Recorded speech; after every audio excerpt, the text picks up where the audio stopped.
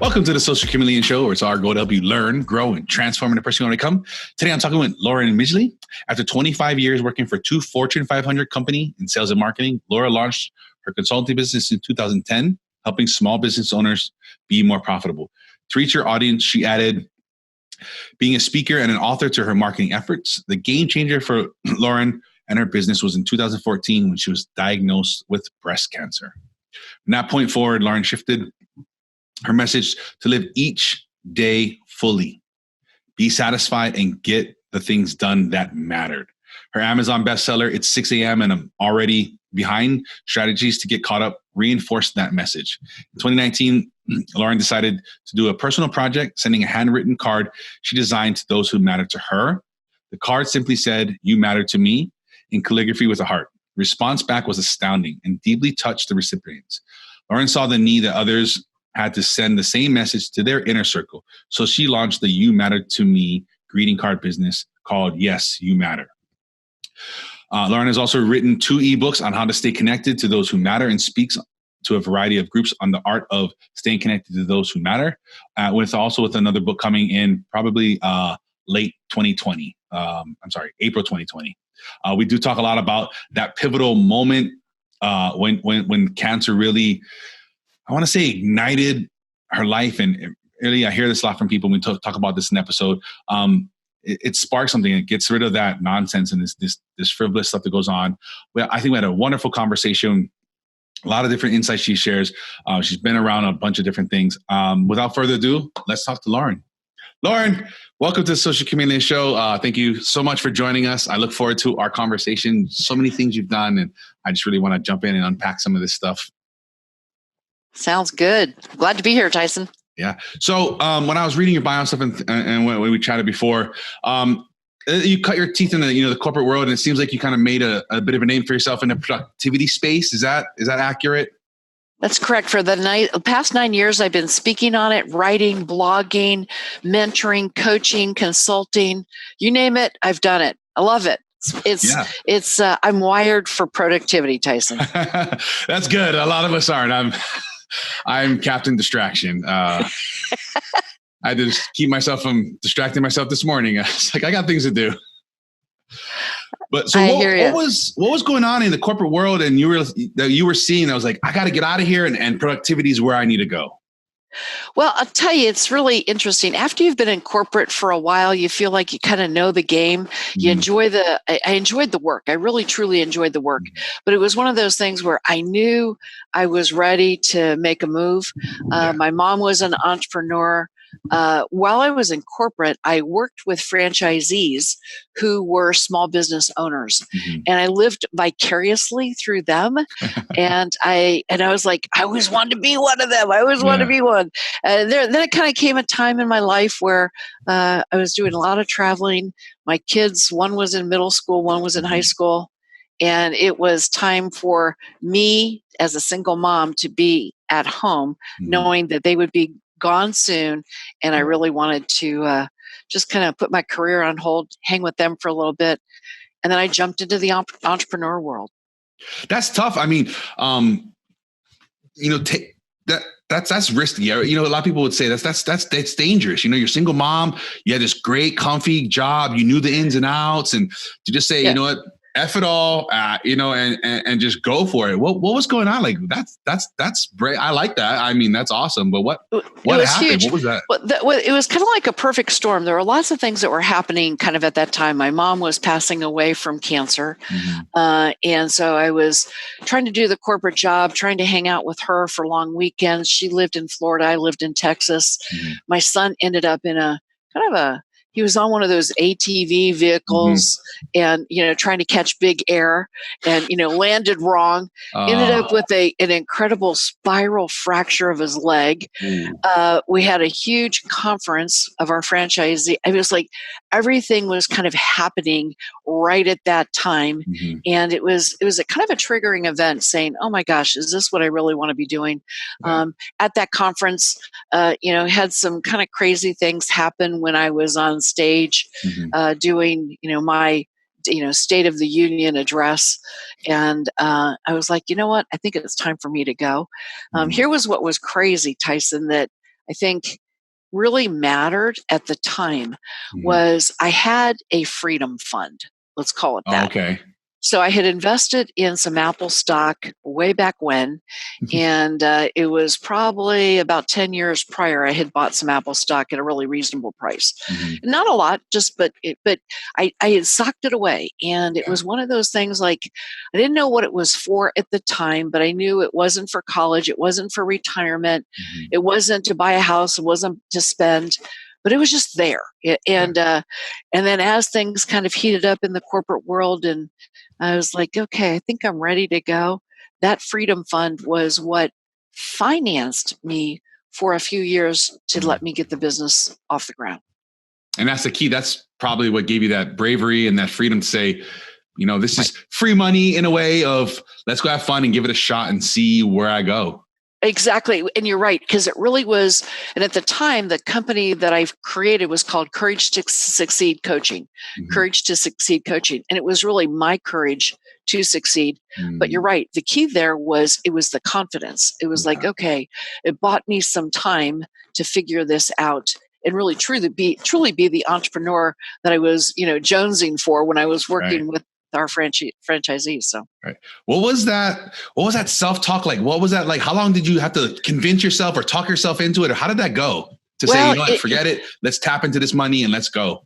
it was probably about 5 months total. Mm. So, my mom passing, I mean, it was, as I said, a triggering of events, and the self-talk kind of like, is this what you want to be doing? Is this Mhm. how much time, away from home? And it, Yeah. it, uh, it didn't stop. It just kept going on in the head, if Yeah. you Yeah. will. Yeah. And, Right. That nagging thoughts. yeah, yeah. And then it was kind of like, okay, time to pull the trigger and, and make that happen. I actually resigned in May, but my Mhm. final work date was in June, the end of June. So the resignation that I thought was going to be 2 to 4 weeks ended up being a little bit longer, which was okay. But, Yeah. it was like, it was crazy because I had been with that company for 17 years Wow. total. And so it was a big step. And as you said, the self talk was incredible. But here was what was amazing. Once you make a big decision like that, that you're going to leap and jump, if you Mhm. will, it's kind of like then there's no going back. Right. Once you've got the clarity that, okay, I'm going to do this, I intend Mhm. to do it, like move forward. Let's me. I'm kind of Yeah. once I make the decision, I'm not going back. I'm moving forward, right? Yeah. So Yeah, that's the thing. That's what they say, right? If you want to take the island, you got to burn the boats. When right. you have this plan B and C and D, and you're like, well, and you start to waver and things get hard, you just quit so fast and easy. And that really is, I know I've done that 100 times. Like, well, I got a backup plan, I got a little thing going, and it's easy to backpedal. And it's easy to just give up and run away when you jump back on a boat and on to the next. Absolutely. And, it's kind of one of the things I say that, like, if you're hesitating or you feel the resistance and you're not ready to commit, look at that hesitation, look at the resistance, because there's something underneath that Yeah. you really need to get a hold of, if you will. And, but when you make the commitment, man, just go. Yes, Just yes, yes. go. No, Just yeah, go. definitely. Yeah. So Yeah. all these, the New Year's upon us, and by the time this comes out, it should be mid-end of January. Most Yes. people have given up on all kind of things by now. Right. What are like the 2 or 3 things that people can do that they should be doing that's just really the highest impact, is really just going to help them accelerate their productivity, knock these things off their to-do list, their New Year's resolutions, whatever it is that they're working on? Well, I think one of the things that I like to do is truly identify what are my top 3 priorities for the upcoming year, Mm-hmm. getting really clear on what my revenue streams are. What's my product? What's my service that I'm offering? Mm-hmm. And the other part of that would be, how can I execute well? I just did my 2020 plan, high level. It was basically 2 pages, a lot of white space in between, but kind of thinking, what resources do I need? What skills do I need? And then how do I really move this forward? One of the things that I do as part of the Productivity Tyson is I do a workshop called The Art of Doing Less and Getting Better Results. And I believe that, there's a way to do what I call do less year, meaning pick just a couple of things and do them really, really well in your business.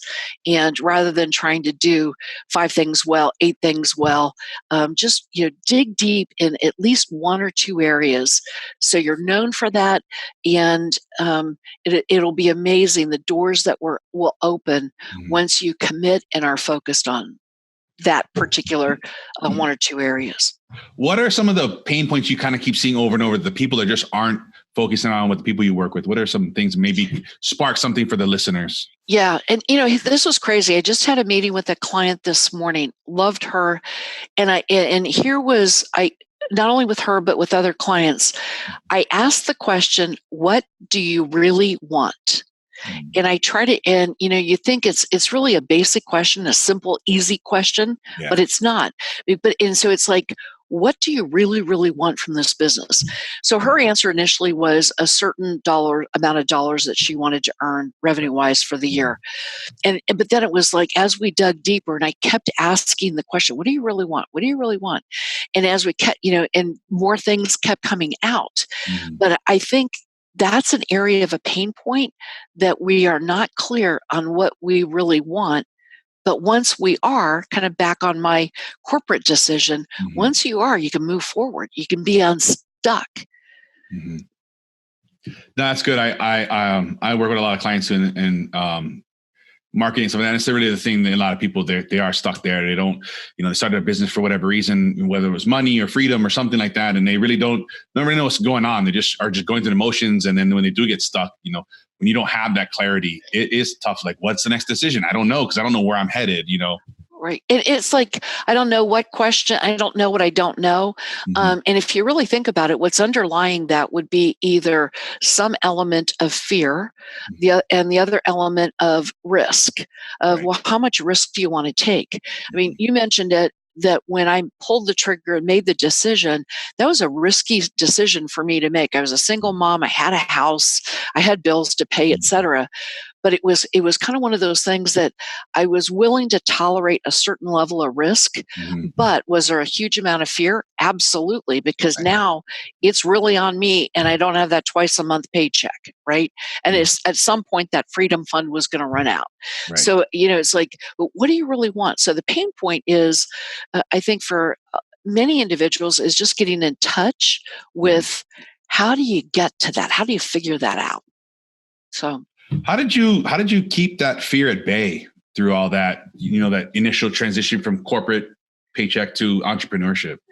I think part of it was, it's a good question. Part of it was truly budgeting, if you will, or allocating out the dollars, because it would have been very enticing to have just, blown the wad, if you will, and say, well, I need all these different things, and the reality was just keeping a measured amount of dollars flowing in, but not too much, because here's what really needed to happen, and it did for me, was there was a period of time where you have to still feel hungry, because if you're not hungry, meaning not really hungry, literally for food, but hungry where you've got the spark and the desire, you get into that world of complacency.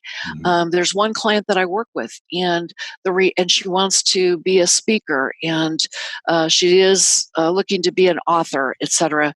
But the deal is, if you look at her lifestyle, what's all around her is she is very comfortable, and she's not hungry enough. Yeah, no, I have that conversation a lot. I learned that a few years back, and I really, I think it was from Tim Ferriss. He said, get comfortable being uncomfortable. And I was like, that's dumb. And I was like, there's something there, because I think this is stupid. And I mulled on it for a while and started thinking about all the things I'm not comfortable with and why am I not. And I started trying things and getting outside of my box, and my world just exploded, but I was talking with somebody last week or so about something similar, about, like they had this moment in their life where they just, suddenly are like, they just kind of woke up and they're like, where did this come from? And it's like, you were comfortable and something that thing happened. And you suddenly kind of open your mind, you got kind of, free in a way, and said, whoa, like all this stuff going on around me, I just was going through the motions and I was just doing these things. And there's a lot to that, there's a lot to finding that discomfort and seeking it out. And, somebody had asked me to do an event And my first thought was, no, that's not my style. It's my thing. And I was like, you know what? I'm in. I was like, because this makes me absolutely uncomfortable and I hate it. Right. So sometimes if we are so comfortable, we really need to look at how can we inject some uncomfortableness into our lives, like you did with that event. Because what happens is, I'm sure for you, Tyson, was, your juices start flowing. You don't want to fail. So you're going to show up and you're going to, do the best that you can. And then, wow, it just kind of changes your world, right? And in that uncomfortableness, I think that's what Tim Ferriss is talking about, is that's when you grow, or that's when you realize, wow, I have so much more potential. Yeah, it's the thing. Like, what are we scared of? What is it that I'm fearful? And that's a point. The problem with this event I always do is, these are things I don't like to do. I don't like, it's going to involve, touching in different types of things and being on stage and stuff. And I do not want to do any of that. I have no desire. And this is kind of where my uncomfortableness, I tackled it first. I don't like people touching me. I don't like people hugging me. And so I went out and I tackled that. Now I don't have no problems with this. Like the weirdest thing, I was like, I despised it for 15, 20 years. Now it's no big deal, and that's where it comes in. That's why I look at this and I say, okay, why am I, what's making me uncomfortable? What can I learn here? What skill can I develop? What fear can I get over? What crap in my head am I talking about? And that's the thing, like I do with my family too. Along these same lines is what I've been doing lately is pretending like we're poor. Like, at any moment, the world can change. It has nothing to do with us. Another financial crash could come. Somebody could drop a nuclear bomb. Are we prepared? A lot of us, we're not. We're very comfortable. We have maybe you're lucky to have a upper middle class life, and that's what we live. And I try to teach my kids, like, listen, we can get some beans, we can get some rice, and we can live. We'll be just fine. And it's been eye-opening. It's like, what are we scared of? What are you scared of? Especially as my kids start to get older, you're going to leave this house. You're not going to be rich all of a sudden, or you're not going to be well off all of a sudden. Can you survive these things? What are you scared of? Are you scared of sleeping on a sleeping bag? Are you scared of not eating this great food? And I think those are fun things we can push ourselves to find these limits. Right. And you really find your inner strength with that. You're digging deep and saying, okay, yeah, I can still survive. It's not maybe the way I want to survive, but I still can survive. Right. Right. Yes. Yeah. Yeah. It's nice to show ourselves how much we can endure. I think a lot of us don't realize the pain we can endure, the level of suffering we can endure, the hunger we can endure, and all this type of stuff. And it's really powerful. It's really, I found for me, it really kind of freed me and unleashed me from this stuff. I've been doing fasting. I'm not worried about being hungry. Before I used to be running around from meeting to meeting, and it's like, I've got to stop at a Jack in the Box or something. Where's a grocery store where I can grab a sandwich? I'm going to die. It's been 3 hours since I ate, and freeing that from my life, it's been like, I'm hungry, big deal. And I just move on with my day. And I just know I'll be just fine and I'll be okay. I'm doing a fast here. We're recording this. We're just before Thanksgiving. And I've kind of joined this 3-day fast from the Sunday night to Wednesday night. And some of my friends are like, dude, I thought about joining you, but I got to eat. And I was like, man, I used to be like that. And it's like freeing ourselves from these things is so powerful. Right. And I think you and I talked about before about the whole 30-day kind of challenge. There's different things or the 7-day challenge, whatever it might be. And until you do that, or you kind of play that game with yourself, you don't know what you can really do, or in the 3-day fast, how sharp does your mind become on Wednesday or Tuesday today? It's amazing. And until you engage with it, you don't know. You don't know. And you and I had also talked about in my journey from 2010, when I started as an entrepreneur, until today, in 2014, I ended up with cancer. And how that impacted, I like to say, I'm going to make life before cancer, life after cancer, and how it really gave me that, as you said, really you don't, until you really don't know what you're capable of. Right? Yeah. Right. Let's kind of unpack that a little bit. How'd that come about? What was that? Can you walk us through that moment leading up to, when you found out what was kind of happening? Sure. What was happening was I had some pain in my breast, and it was like, this is not good. Right. So obviously went to the radiology the mammography and all that to figure out what's going on. And, it was one of those things, Tyson, I knew deep inside, this is not good. This is absolutely not good. Something's going on. Got to deal with it. And, it was pretty quick in terms of, let's say I went in on a Thursday. By Tuesday, I knew I was in trouble. I knew that there was a cancerous mass. And then, then ultimately, it was really, they moved quickly, which was great. But it was the first thing that went through my mind was saying, okay, can I do this? And can I get rid of this cancer and not tell anybody? Meaning, I still was building the business. I still was speaking on stages. I had published one book at that point, and I was like, is there a way that I can kind of just treat this and keep on going and keep the facade going, so that, it didn't, it was kind of like, it was like, let's just let it be a blip in my life, right? Well, the reality is that doesn't happen. That, reality is, chemo will kick your butt. Reality is you need people around you to kind of support you and help you. And so I went through about 18 weeks of chemo treatment, probably about 4 or 5 weeks of radiation and 3 different surgeries. And all told, it was probably about a year from a recovery standpoint. But in that whole process, I had some mentors that told me, like, you know what, Lauren, you can still work. It's just going to be different. And it was. And I was doing consulting coaching at the time, and I would have the consulting coaching clients actually come to the house rather than me going to their place. And it was what I got really, really clear on were 2 things, Tyson. One was my level of energy. So it wasn't about time management. It was truly, or productivity, which was my topic of choice, right? But it was really about me managing my energy. When I had energy, I could do stuff, and I could work or, visit with friends and do my mastermind. I was involved in a mastermind at the time. When I didn't have energy, I really, really needed to pull back, right, and relax and rest. And the second thing that really helped me understand was, and I put it in my book, it's 6 a.m. and I'm already behind book, and it's 5 words. And the 5 words are, what matters most right now? And it was really the true understanding of priority. What do I need to put my energy on right now? And that, was huge in terms of my getting through that period of time, coming out of it cancer free now, which is awesome. Congratulations. Yeah, but it truly was one of those things that, dang, it's an unexpected event. And the reality is we all have unexpected events that hit us, either a loss of a loved one, loss of a relationship, or, a potentially life-threatening disease that you have to figure out.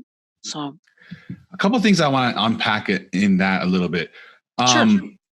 You talked about at the beginning of your story, and I guess the beginning of your cancer journey, is you wanted to put this facade up. Why was that? Did you ever think through that? Yeah, well, I think when you're a speaker and when you're, constantly putting yourself out there, networking, and let's call it I call myself the humble hustler. I'm hustling, if you will, in a good way for business, and it's me. I'm doing business development, and I'm also responsible for my livelihood to bring in the dollars.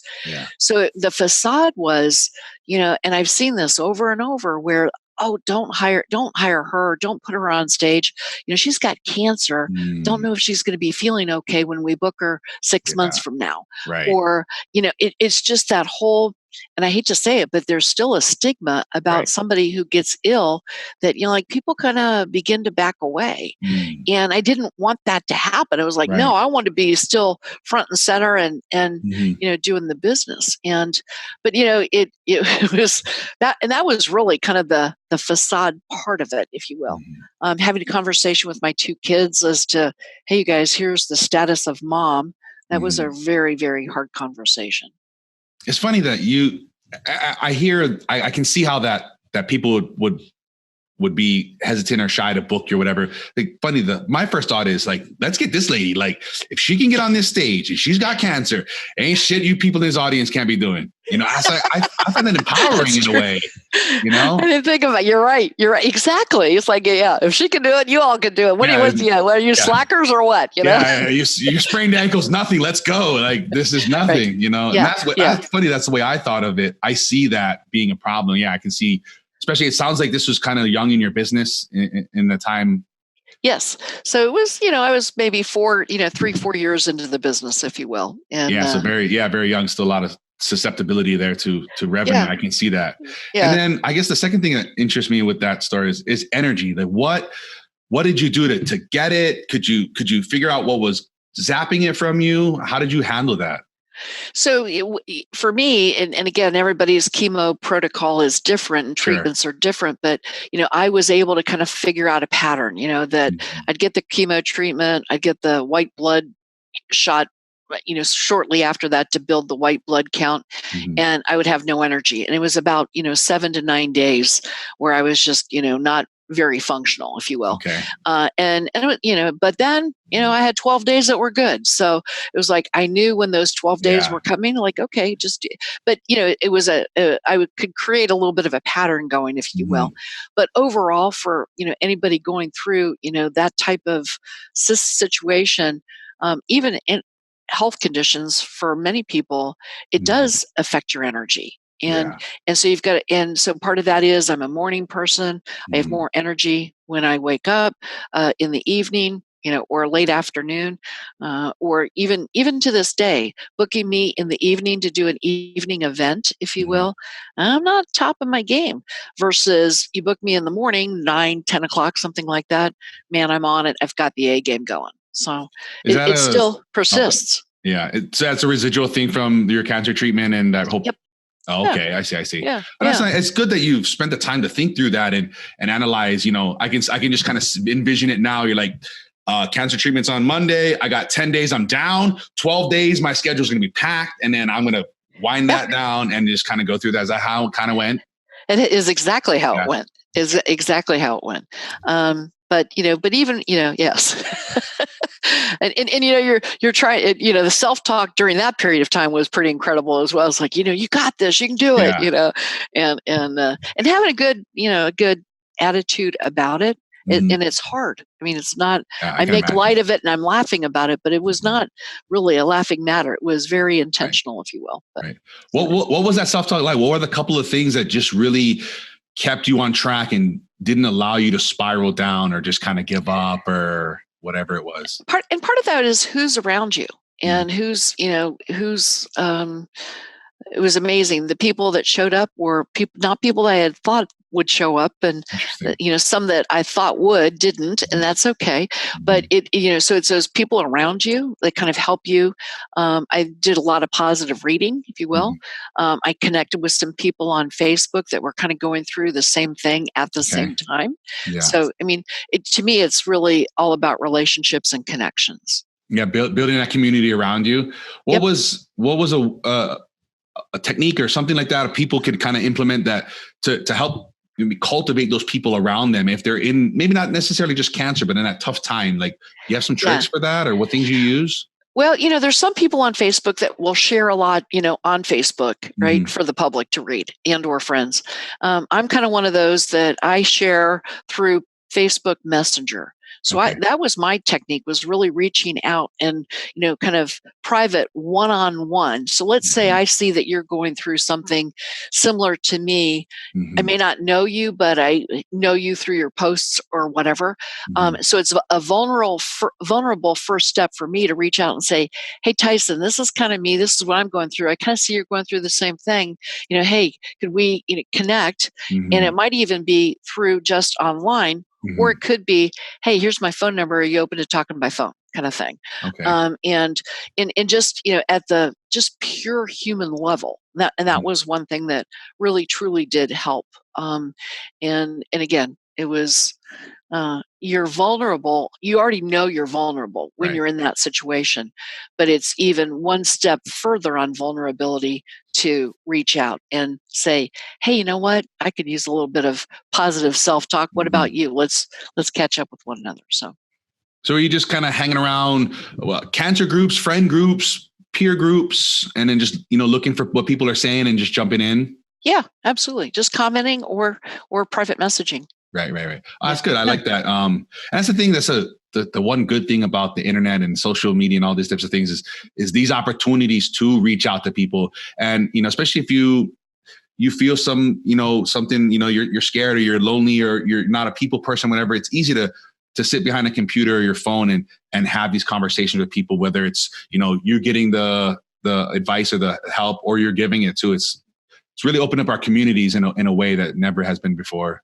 Right. And the way I look at it is you can find those kindred spirits. If you, again, I think there's some weird stuff out there as well. But I mean, if you were to, look up, if I had reached out to you, what are you going to do? You're probably going to either look at, you're going to Google my name. You're going to look and see if I've got a website. You're going to look at my LinkedIn. You're going to, you're going to vet it a little bit before you kind of maybe jump back in too, especially, or let's say I reached out to you and you were a friend of a friend kind of thing. But, there are people out there that can help us kind of feel more supported, right?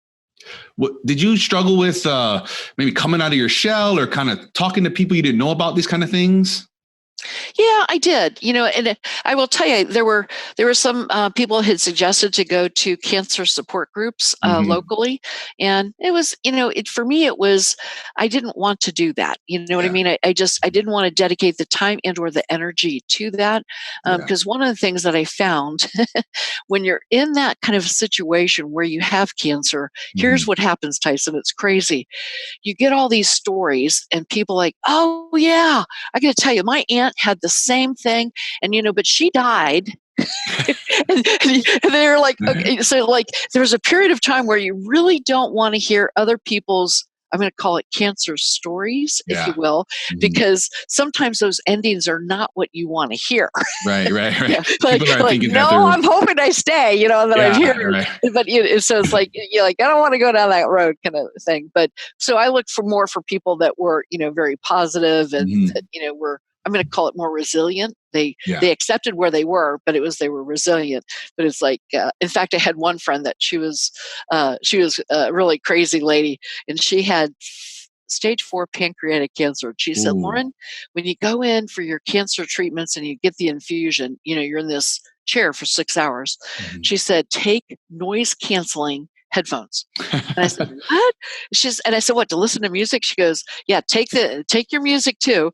I said, but she said, there may be conversations around you that you don't want to hear. And what you do is you just put the headphones on and you're good. And I was like, oh my God, that was a blessing. Is that environment more negative than neutral maybe? It's a little bit of both. It's, it's negative, it's positive, it's neutral. It's kind of what you make it or what you tune, I always say, you put your force fields up like, woo, it's like, okay, I don't need to hear that. Because again, as we were talking about earlier, we manage our own self-talk. Yeah. Right. And there's nobody else to manage it. What's going on inside our heads but us. Yeah. And if we start listening to some other stuff, it's like, nah, I don't need to be listening to that right now. Right. I can imagine. One thing I always hear, I don't know anybody personally that has had cancer, and nobody in my family. But I always hear it's the best thing that ever happened to me. And you hear that and you're just like, something's wrong in your brain. Do you feel that way? Is that something you experienced? Maybe not to that exact level, but somewhere in that range? Somewhere in that range, because here's where it helped me was I got really, really clear about, again, what matters most right now, what matters to me. And it was, afterwards, it was a lot easier for me to distance myself from, let's call it the energy drainers, the time suckers, the drama mamas. It's like, nah, I don't have time for that, if you will. And so it helped. I think on the flip side, though, you always have the health concerns of when might it come back, or what else has it affected in my body? Has it aged me more than my actual years? You don't know that, right? But it was truly a wake up call, that's for sure. And I have a great affinity for people that are in the midst of it right now, going through treatment, or who are also survivors as well. I mean, it's not something you would obviously wish on anyone, right? No, definitely not. Right. Yeah. Not even your worst enemy. That's not fun.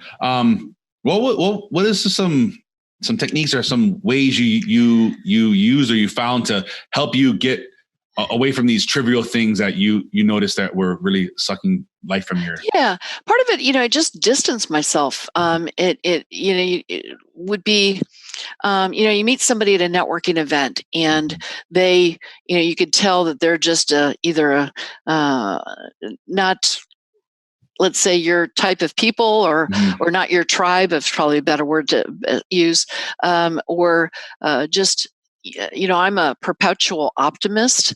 And as optimists, we know we can clearly spot the perpetual pessimists. Right. And when you're blazing a trail, I mean, kind of like what you're doing, when you're out there, like doing your podcast and doing your thing, there are people who will come to you. They want to start a podcast, or they want to take your time, but they'll take your time, but then they don't take any action. Right. I mean, you kind of have to discern and figure out which are those kind of folks. And for me, the techniques are just, if you're not serious and committed, I'll help you. But if you're not serious and committed to follow through, then, my 2 to 5 hours, 10 hours to help you is something else, is time that I could be doing something more productive, if you will. Right. Yeah. No, I hear that. Early on in my life career, whatever you want to call it, I would give you so much of my time thinking like this, if I just do a little more, you're going to start, and then now I make people jump through a lot of hoops before I'll take any of my time with them. And that weeds out so many people, and it leaves so much time to do the things.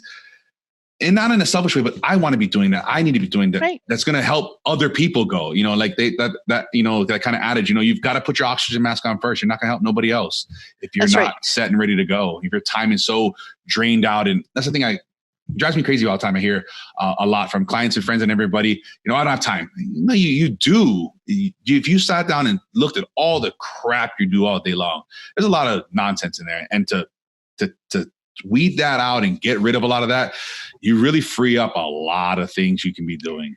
Absolutely. And, the one thing that I used to say to myself was that if I care more about you starting X than you care, then that's the wrong balance here, right? Or I care, I do business consulting and coaching. If I care more about your business than you're willing to put forth, then that's not good, because this is your deal, not mine, right? But exactly, you have to figure that out, because, and it's not selfish. It's it's like, how do you and I impact more people is by being very careful with our time and where we put forth our information, our gift, our genius, if you will. Yeah, no, I've gotten that feedback. They're like, oh, you're just all about yourself. I'm like, it's not that. Like, you just aren't going to do this. I'm tired of spinning my wheels. I've got to move on to something else. And, I've seen it so many times, like that is the thing. I get so involved with these businesses and these people and these things. And it's like, come on, let's go. Like, I want to see how I'm saying. They're like, well, there's this thing I was at last night. And it's like, I worked with this one client. It was 3 or 4 months before he was supposed to open. And it was like 2 or 3 weeks before it opened. It's like, oh, I got to do all this stuff. I'm like, dude, we had this conversation 4 months ago. You've done nothing since then. And it's like, now he's like pressing me. I'm like, I don't think so. Like, you was way more important for you to go skiing and all this stuff. Like, he was like this bucket list of stuff he wanted to do before he started his business. And it was like the weirdest thing I've ever seen. And it was hard for me to cut ties because I was really invested in his vision and what he was trying to accomplish. I get that. Totally. I get that. Yeah. I kind of want to track back to this. I'm very interested in cutting people out of life. I know that sounds weird, but how did you tackle like close or maybe not so close friends, family, parsing out the ones that maybe you only want to see on the holidays for a short amount of time or something along those lines. Yeah. I think what I found was it really boiled down to picking the right words. Because if I already knew my intention and that I wanted to pull back, I needed to find the right words to say to that individual and, honor them, still, honor them, preserve the dignity. But it's kind of like, you wanted to get together for 7 days, but in reality, how about we, get together for 3 days? I think that would be more productive for both you and I type thing. And, not saying that, after the fourth day through the seventh day, I would be driving, up the wall, if you will. It was just saying, hey, I think it would be better if we did that. And again, finding the right words that, didn't really cut them to the quick, because that doesn't really do anything either. No, yeah, right. Yeah. I mean, you can be too honest, but you also can be, honest and intentional with your words and be fair, if you will. Yeah, right? I'm the too honest guy. I get myself in a lot of trouble. And I'm trying to help you. Like, listen, this is not happening. Like, please just go move on with your life, move on with stuff. And it's just like, oh, you're a dick. And I'm like, no, I'm really helping you, because you're going to waste a lot of time and I don't care. And I just want to tell you that now. And just please, I wish you the best. And sincerely, just move on. And it's like, I get that so much. Yes. Well, and the words that I found, so we all have we find our words or our phrases that work for us, right? So one of the phrases I used was, that doesn't really work for me. Meaning, if you're like, let's get together for 7 days, or, let's set up every Friday, let's have coffee and do masterminding, or code for Lauren, let me pick your brain rather than pay for you for your expertise. Let's hang out for free over here. Yeah. It's like, And then, so it was like, so my phrase was, is, that doesn't really work for me. Right. And, I'm willing to meet with you for coffee, but if in fact we're really working on your business, then we kind of go on the clock. Yeah, right. So that's so and so code 4 on that is like, okay, if you really do, you want to hire me and you want me to work with you on your business? Hey, I'm all in. But free coffee for every Friday at 8 a.m. That doesn't work for me. No, not worth the $6. Not happening. Yeah, something I've been using lately, I found it really kind of helps, and I think what it does more than anything weeds out a lot of people is I'm not taking meetings right now. It's not. I'm happy to chat with you here, whatever email, or it's usually email or LinkedIn. I kind of try to limit my conversations there. Yes. And if you really want you have something to say, they will message me back. 9 out of 10 times, they want to set up this meeting so they can pitch me something, but they're pretending like, and it's like, it really weeds a lot of stuff. It's like, I'm just not taking meetings right now. And it really helps a lot. And it's just protecting that time. People, if I walk by you on the street and I stole $100 from you, we'd all throw a fit. But if I took an hour of your time, nobody would have nothing to say about it. I know. And it's like, and what that tells you about those individuals is that they don't value their time. Right.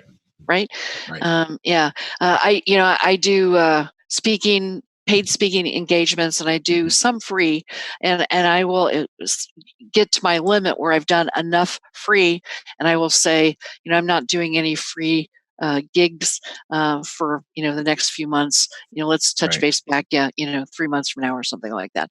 And so really the message here is really, it goes back to using the words that you're comfortable with that state your position. Right? That's the thing, is figuring that out, run through a few scenarios, gauge some feedback, stay true to yourself, and don't fall victim to that peer pressure type thing. It's okay to say no. We gotta learn a lot, learn to say no a lot more often than a lot of us do.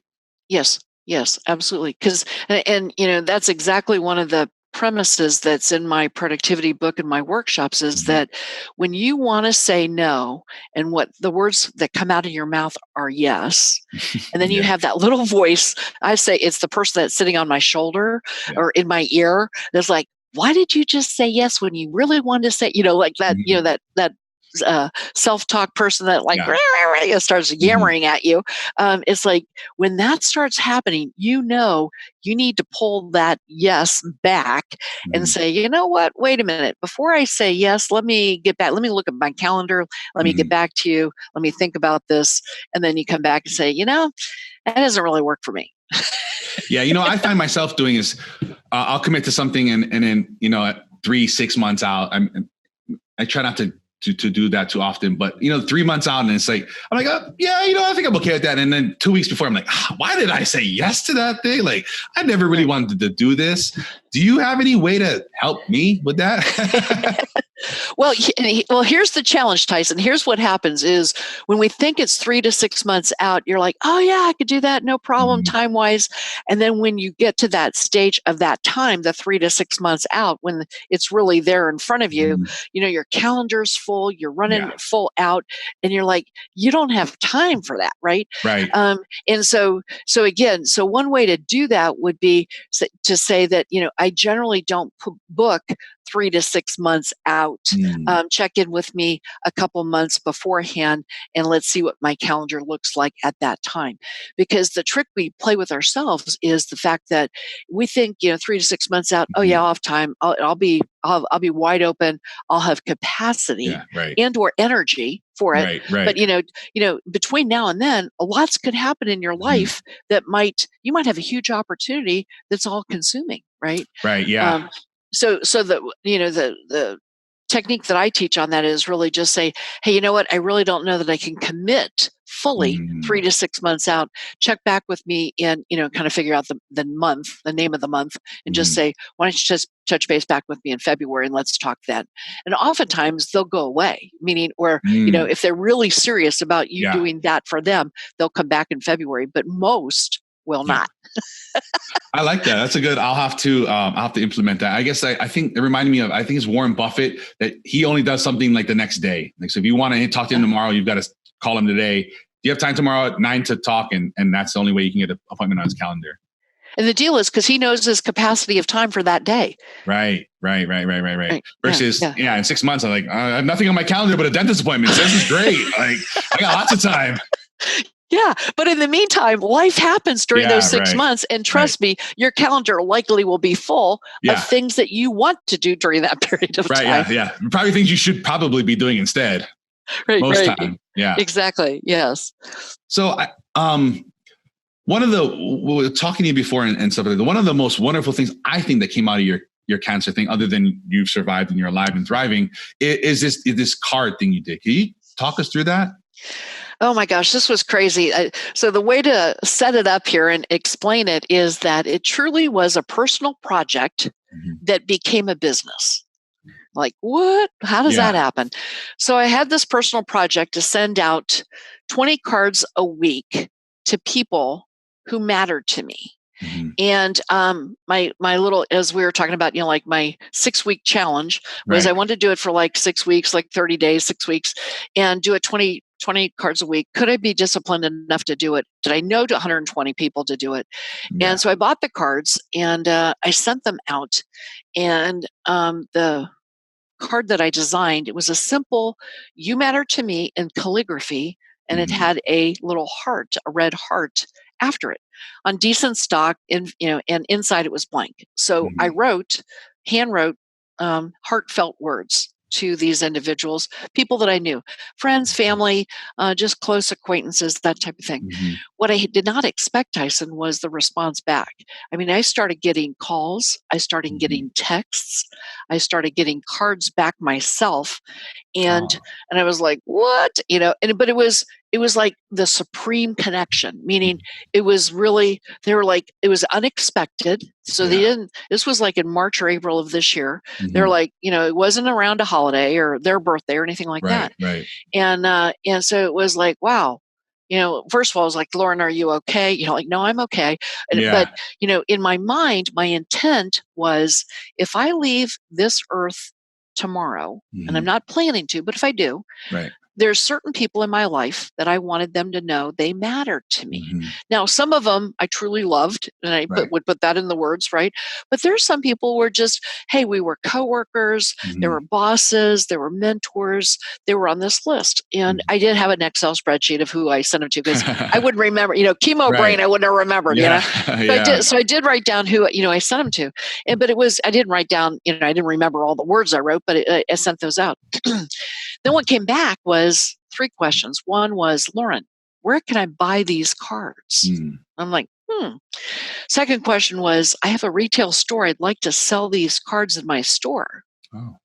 And I think, most of these 120 people know I'm pretty enterprising and an entrepreneur. So they probably figured that I already had started the business, which I had not. It was just a personal project, right? Yeah. So anyway, so then the third question was, hey, if you have these cards, could you ship me 20 a month? And I said, kind of like BarkBox, where you open it up, it's like, here's some You Matter to Me stuff. And so I'm like, oh my gosh. So I started thinking about this. I was like, okay, there might be a little business here. Mm-hmm. So, and there was. And so in July, I began working with my graphic artist, graphic designer, and my web designer. And I said, let's throw up a website, simple, 5 pages, here's the tabs. I can do some blogs. I can write a couple of ebooks. And let's feature the cards, and the graphic designer, she helped me find the vendor and all of that to buy the cards and to kind of be in business.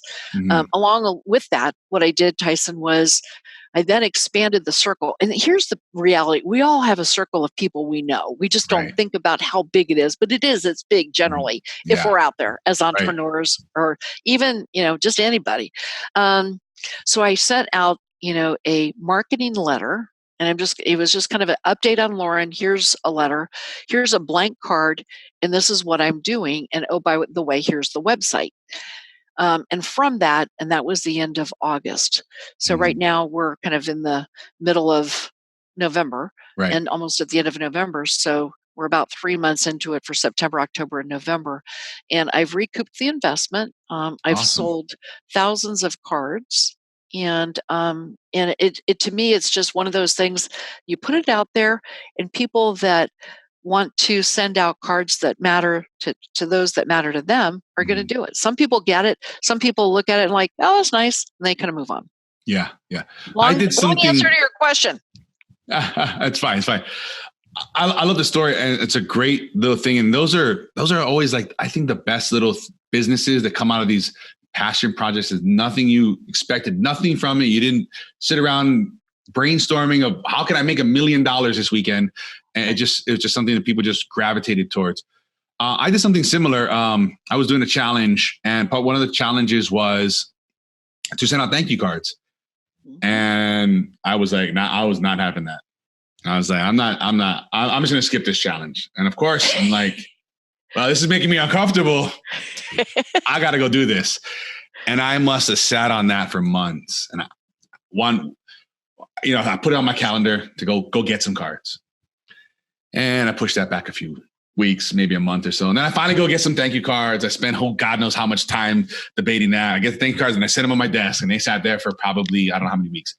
So I was like, I just gotta stop this and just get over this crap. And I just got 10 people, friends, family, and stuff. And they're just thank you cards. And so I just, thank you for being a friend. Thank you for being my brother. Thank you for being whatever. And I just wrote something just real quick, I put them in an envelope. It maybe cost me $5, maybe, to send everything out, and not even an hour of my time. And the messages I got back were just amazing. I mean, it was, hey, thanks, whatever, I appreciate it. To this really, like, you don't believe the crappy weeks I've been having, and just to know you're thinking about me and you're out there. And it's just like, dang, like, wow. Like, I never, ever would have thought of that. Like I said, it took me 15, 20 minutes maybe to just brighten up 10 people's days in such an unexpected way. Yes, that's exactly it. And it's like, how then can we discipline ourselves to just do it on a routine basis? Because the reality is we run across people on a day-to-day basis that we could thank, that treated us well, took care of us. The barista where we get our coffee, she's always there, always that kind of, we just don't think about it. One of the guys that I know, he did it. He did a thank you note project, and he had some thank you notes, and he flew from Dallas to somewhere, and he walked up past the pilots, when you're getting off the plane, and you're like, thank you for, the flight, whatever.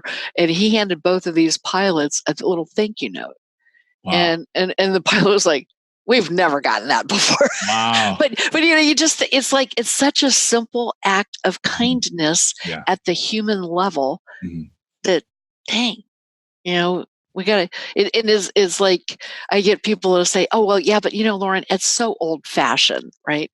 And I was like, okay, well, first of all, I'm a bit old, so, it's all right. It kind of fits. Right. But it was kind of like, but it's not, it adds to all the other things that we do, be it Facebook Messenger, we reach out to somebody, we connect, LinkedIn, we connect with them. It's just a different way of connecting.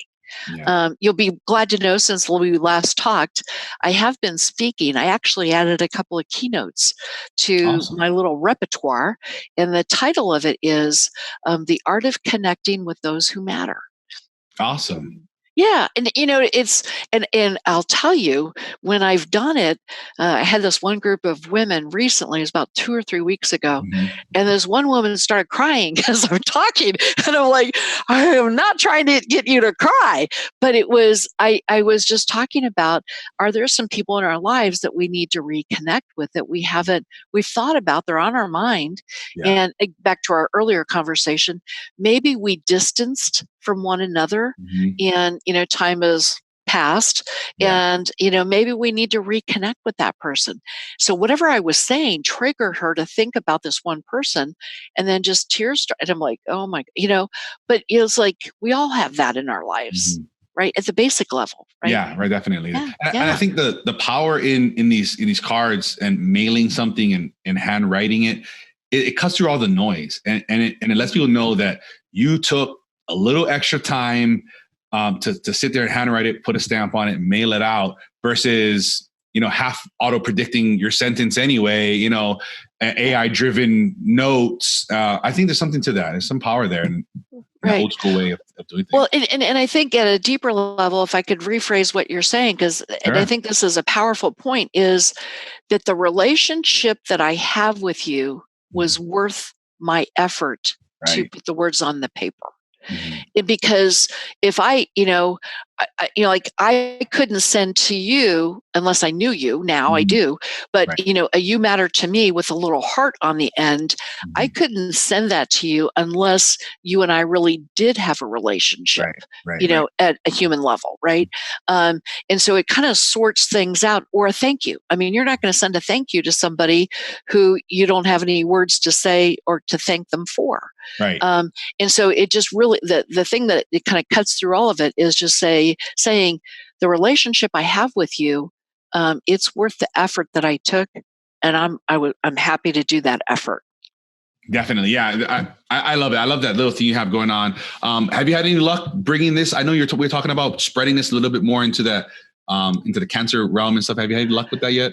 I have not totally. I'm making some strides, making some contacts to getting into that. My mission for 2020 is, and it's a big mission, but I won't quite fulfill it, but I'll get there. Partly, part of the way is I would love to have these cards in every oncology clinic in this country, so that those cancer patients who are sitting there thinking about, am I going to make it or not? It gives them the opportunity to take those cards and just write them out to the people who matter to them, and let them, just access them for free. So either I need the oncology clinic to buy them or a sponsorship. And so just, I'm working on it, which is, it's, as when you started the podcast, Tyson, you had an idea and you had a thought and what you wanted to do. And this is that for me. So we all start with a thought and idea, and then, we've got to execute on it. Right. But it's got to start with the dream, the idea, the thought before we can take action. I'd like to take some action on this. I'd like to sponsor $100 worth of cards for you to go out and give to somebody. Well, thank you. I will take that. I will take that. We'll Absolutely. get offline and we'll set that up. Okay. Awesome. I appreciate that. That's awesome. Yeah, no problem. I love what you're doing. I think, like I said, there's a lot of power there, and I never realized it until recently. And I think we can keep spreading this, and I think it's going to be great, especially people in that position of that moment of unexpected life reflection that's just happened upon you, just to reach out to people. Maybe it is your last moment. A lot of us, even though we are healthy and maybe not going through that, today can be your last day too. Absolutely. Absolutely. A lot of people don't wake up every day. And you never know. And we gotta keep that in mind, the things we do, the things we say, and just live in that way of, this could be my last day. Like, how am I going to live? How am I going to do? Am I going to tell the people I love and care about, that? Right. And it's just the spreading of the love and kindness. And so whether it's a thank you card, whether it's my card, whether it's another card, just a blank note card, just that, it's a standout factor for individuals to do that. And ultimately, when you do it, you do become known. The people that you sent the thank you cards to, they're probably not going to forget that. No, I don't think so. No. It's made an impression on me. And I wasn't even trying to do that. Yeah. Right. Because you touched them, Yeah. But it was the feedback that you got. Yes. And it was sincere. You were really sincere about it. So I appreciate you bringing that up and giving me the opportunity to talk about it. Definitely. Like I said, I just love what's going on. And I found the power in it. And I love that you have the ability to push that forward. What else unexpected thing has come from this that you could never have foreseen?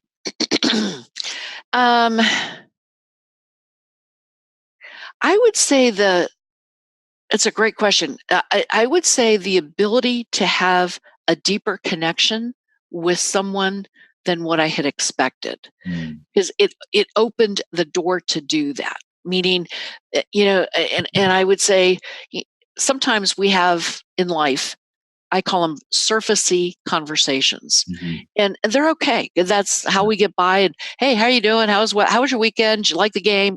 It's very surfacey stuff. But ultimately, there's times where we do need to have a deeper conversation. And so I think there's people that have I've connected with in a deeper way than what I had actually ever thought could happen. And to me, that just kind of fills my soul, feeds my soul, if you will. And a source of inner energy, inner motivation, and I don't know. I think that was kind of the unexpected. I didn't realize that it would go as deep as it would, and it's a great conversation starter as well as I meet people and talk to people. So it's kind of cool from that standpoint. Here's the crazy thing was I found different now that they're out there, now that people are buying them, they're coming back to me and telling, well, here's how I use them. And, and I love that because, accumulating those stories.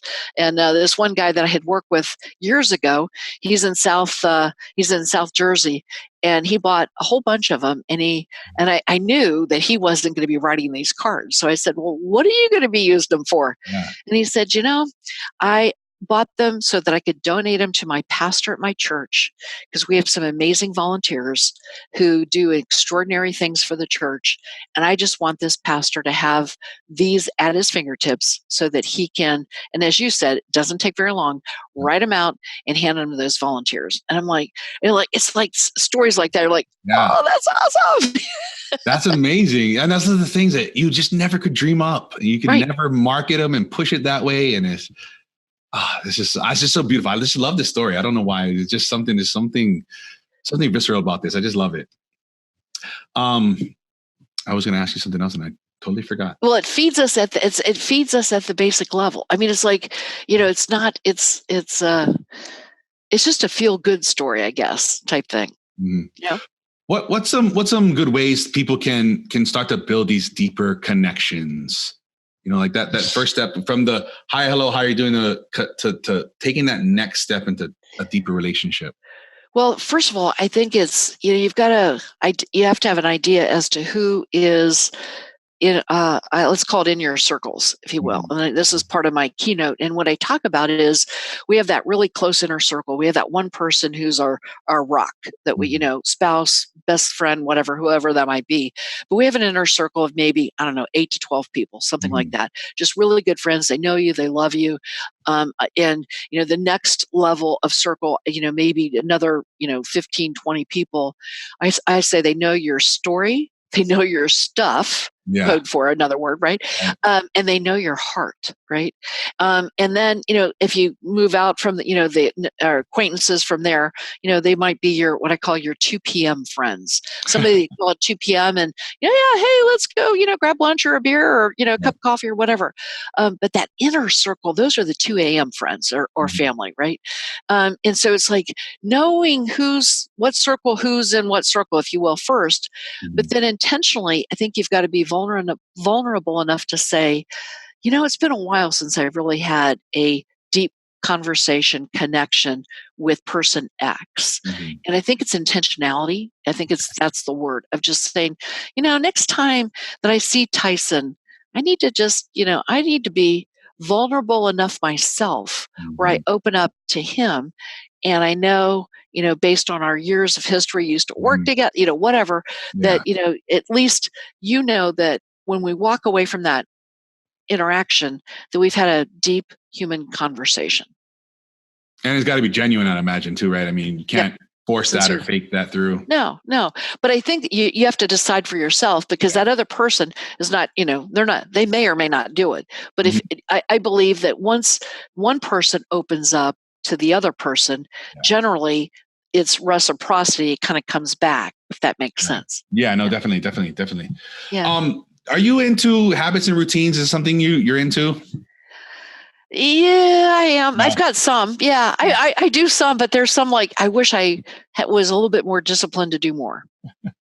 Is there maybe a morning thing you do, like maybe a little setup you get into, a little ritual you do before you get to working or anything like that? I do. So in the mornings, I generally will write and I generally will read. So I'm a big reader, and as you can see by the books behind me, that's just a small, but what feeds my soul in the morning truly is coffee, getting some coffee. But then I like to write, and I write a bit, and, it could be journaling or it could be, something that's on my mind. My mind's pretty clear at that point. And then I do like to read a little, and again, some uplifting or whatever, self-help or whatever it might be. Whatever, yeah. What's your ritual? I like to get up in the morning, and I like to meander for a bit, and then that's a good word. Yeah, I don't know. I get up at 6, and I kind of I sit around for a little bit, and then I kind of start. I don't know, maybe it takes me like 15 minutes, just kind of like all these things popping in, going through my head, and I go.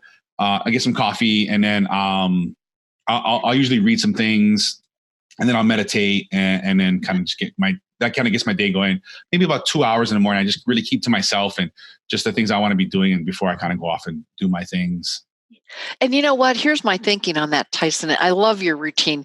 My thinking is that if somebody's struggling or having, let's say they're stuck, they're not sure, they're wandering around in life, a little bit lost, not sure what the priorities are.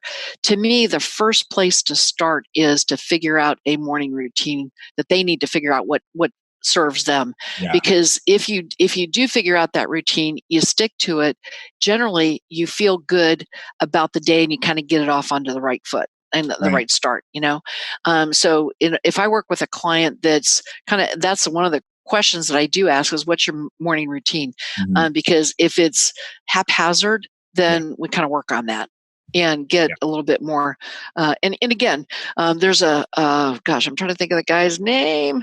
It'll come to me, but he has a blog out there called 5 to 7 a.m.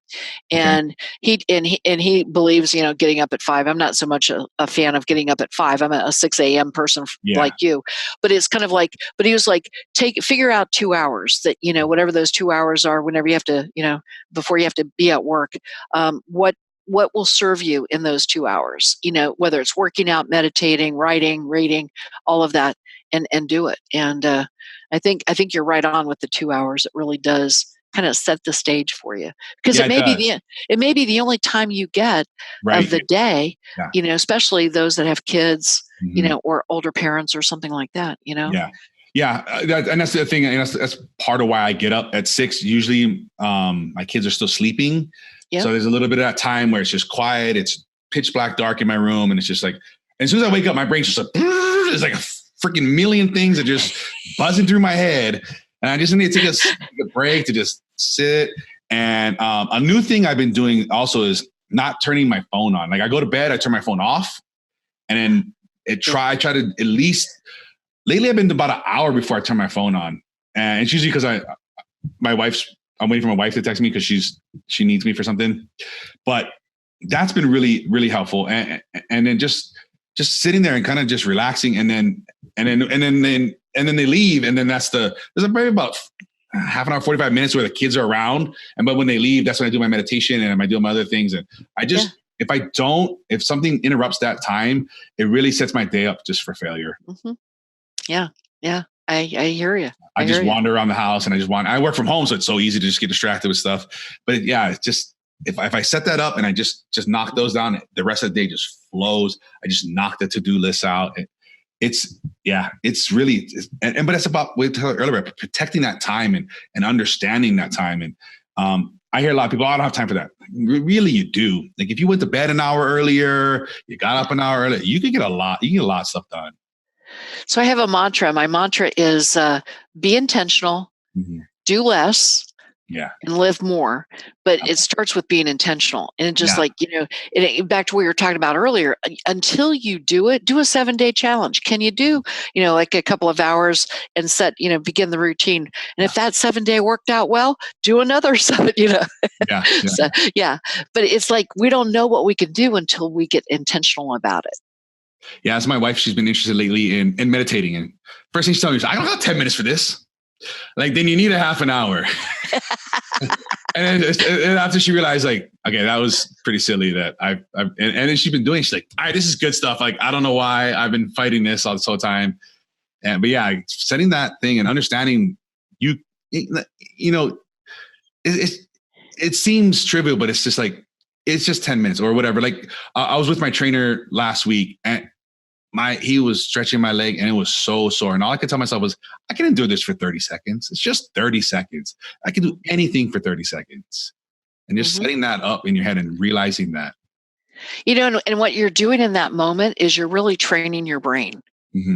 You're training your brain, like, I can do this. I can do this. And you're just taking it in bite-sized pieces. I can do this. And eventually then, oh my gosh, it was 5 minutes, right? In 30-second increments, right? Yeah. You're building that up, building that muscle in your brain, building that thing, understanding your limits. Like, this hurt. And it's our natural reaction. Like, this hurts, whatever hurt is for you. And you just want to stop. But it's like, can I push through this? Like I like to take cold showers and do cold plunges and stuff like that too. And I got my son, he'll be 9 in a couple of days, and I've taught him to do it. And he's like, you can do this for 30 seconds, right? He's like, well, yeah. But teaching him that power of that, like, just count 10 seconds, and then we can stop. And then next time we can do more. And that really has trained him to have that muscle. Like, yeah, I can do this. It's just 30 seconds, just a minute. And you should keep extrapolating that time out. So it's just an hour. I love that. It's really fun. Is there any habits that you've added or removed from your days or life recently? I think one of the habits that I have added is the just being intentional with my writing, and well, that's one of them. And the second one is, since I really want to spend more time on this card business, I've taken my 5-day work week and I've separated it out so that, there's a couple of days that are like extreme focus days on the cards, and then extreme focus days on the productivity, consulting, and speaking. So I've kind of separated that out. And it goes back to intentionality, because what I was finding was that I was mixing, it was like start, stop, mixing it all together. And, when I do focus days, then it's kind of like, if an idea pops in my head on the card business, and it's Monday and I wasn't really going to work on that until Wednesday, I just jot it down, put it in the Wednesday, page, and then, deal with it on Wednesday and come back to it rather than get distracted. So that was kind of one of the things that I've added into the calendar, and it's really been working well from that standpoint. So. Yeah, no, I've done something similar recently too, where I theme a few days of the week. So like Mondays for me, the theme is learning. Whatever courses or challenge or whatever different things I'm doing. And what I noticed is I don't feel guilty when I'm doing that on the. I used to just do that whenever I felt like it. And I'm like, oh, I'm doing this class now, but I really should be doing, and I would feel guilty about it. And now I'm like, it's Monday, it's learning. It doesn't matter what's happening as long as there's no fires going on in my email or anything like that. It's just all about learning. That's what I do. Like just as example, Monday. That's just the theme, and it's so freeing. And I don't have that guilt anymore of continuing my learning and education. I love that. Because if you want to read, if you want to wander around on the internet and look at, you're on a particular topic and you're looking for what are all the articles or blogs that have been written on this or YouTube or whatever. I love that. Yeah. I'll stack a bunch of things up in like Instapaper or something like that or whatever, different places. And then when it comes Monday, here's my time and I'm just going to read through all this stuff. I'm going to read through all these different things I've collected. I just can't express how freeing it feels. It's just really weird. Yep. Yeah. And again, you're training your brain though. Yeah. You're saying it's okay not to learn on Wednesday because you're going to catch it in the next Monday. Right. And so you allow your brain to release it and not get distracted by it. Right. But you're training your brain. It's like, okay, we got this on Monday. Don't worry about it. Yeah. And I've also kind of noticed that I would use those as crutches to procrastinate as I'm going to do this thing because I really don't feel like this for whatever reason. And that's also, I think, helped me as well. Yeah, that's cool. What else have you added or dropped? That is the thing I've definitely added recently. I don't think I've dropped anything. I'm constantly trying things and they don't stick after a week or something. Like I'll try stuff for a week. And if it doesn't stick, I'll come back to it maybe later if something I really want to do. Meditation is the one I really like to do. And I seem to do like every other week. Seems to be the thing I tend to do. Other than that, I can't really think of it. That's the newest thing I've added is that theming. I'm still working through the kinks of it. Monday, I've really settled down on that. And that's really been fun. Usually I do podcastings throughout the rest of the week, other business stuff. But yeah, I can't really think of it. I was thinking this morning that starting in the new year, I wanted to write a little bit more. I really suck at writing. So I was thinking about just once a month putting out some writing piece, something I want to try and add in here shortly. Oh, or capture all those wonderful thoughts that you're getting in your brain in the morning.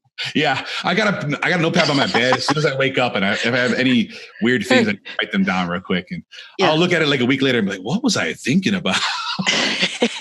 Yeah, what was that about? Yeah, some things I write down. I'm like, I have no idea, but nevertheless, where if people want to learn more about your coaching and consulting and your cards, where can people get a hold of you? 2 sites. One is laurenmidgley.com. Okay. For the consulting and the productivity. I've got my blog there, and I'll be launching my my productivity podcast in December. And then the cards are yesyoumattermost.com. Perfect. And I will link to all that in the show notes for everybody, as well as your books, your social medias, or whatever way people want to get in touch with you. So it's easy don't worry, folks. We don't have to rush and write that down. On the Social Community Show, we like to do a weekly challenge to challenge the listeners, either some idea we've talked about or some concept that's, near and dear to you. I'd like to give you the challenge this week to challenge the listeners for something for the week. What do you think this week's challenge should be? Well, I love your challenge of let's do a 7-day challenge where you send some sort of handwritten note, whatever, card out to 7 people that matter to you and see what happens and see if your experience is similar to Tyson's. But think about who are the 7 people, write those heartfelt words. As Tyson said, I think it will take you max an hour to do those 7 cards, if that, probably not even that, and maybe $5 or $10 by the time you do the postage and the cards. Perfect. I love the challenge. Let's go, folks. Get there. It's simple. You can either head to her website. You guys can go over to Walmart, Amazon. There's all kind of things. It's really simple. Trust me, I went down the journey of procrastinating through that. Is there anything else that you want to share, express to the people out there that we didn't get a chance to talk about here? The only thing I would like to just kind of say as closing words is that we have to communicate at we have to connect at a human level, and just find ways, small ways to do that in your day. Be intentional about it. It can happen, and your life will be immeasurably better by doing so. That's beautiful. We're all human beings. We're all neighbors, friends, brothers, sisters, cousins. Yeah, let's take care of each other. Right. Lauren, thank you so much. It's been an absolute pleasure. I love all your stories and everything you're up to. Like I said, folks, the show notes you can find at socialcommunity.show. Everything we talked about, her links, everything. If you want to get a hold of her, we'll be there for you guys. Thanks, Tyson. What a great interview with Lauren. Thanks everybody for sticking around. A quick couple of things before we get out of here. Don't forget, we always are trying to do some type of giveaway, giving back to you guys in whatever different way, whether it's books, services, products, whatever it is. Head over to the socialcommunity.show/pick-me. See what we got going on this month. I think this is coming out in January, so what maybe we'll work some New Year's things or whatever it is. Go see what we got going on all year long. socialcommunity.show/pick-me and see what's happening. See what we can do and we have there to help you guys out. If this show's been a help, if you like Lauren's message, if you want to send us, to some people, talk about it and, amongst yourselves, amongst your friends, maybe have a little watch party or something like that. Share this. That's the best way to help the show.